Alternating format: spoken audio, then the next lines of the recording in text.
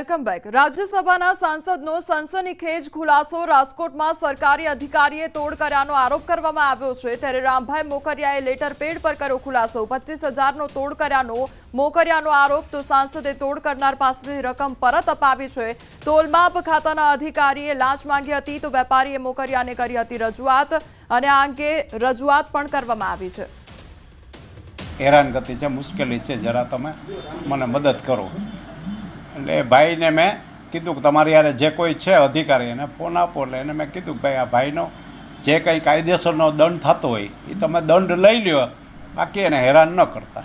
એ કે બરાબર છે। એટલે પછી એ જ ભાઈના ફોનમાં મેં પેલાને કીધું કે આ અધિકારી છે એને ચા પાણી સરભરા કરજો વિવેક ખાતર, પણ બીજી કંઈ હેરાનગતિ નહીં કરે।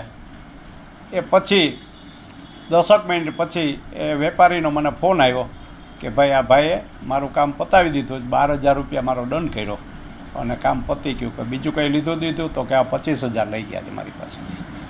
એટલે અધિકારીનો મેં નંબર લઈને એને ફોન કર્યો કે ભાઈ આવી રીતના મેં તમને ભલામણ કરી હતી કે દંડ કરજો, પણ બીજું કંઈ હેરાન ન કરતા, તો છતાં તમે આવું કેમ કર્યું? એટલે કે મારી ભૂલ થઈ ગઈ, હું તો એને પૈસા પાછા આપી દો। એટલે ભાઈ એને 10 મિનિટમાં પૈસા પાછા આપી દીધા અને વાત ઇસ્યુ પૂરો થઈ ગયો।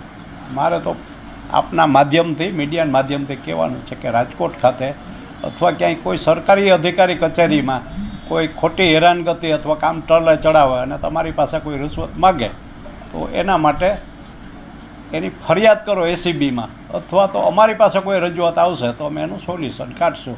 કારણ કે સાચા કામના ખોટા પૈસા કોઈ લઈ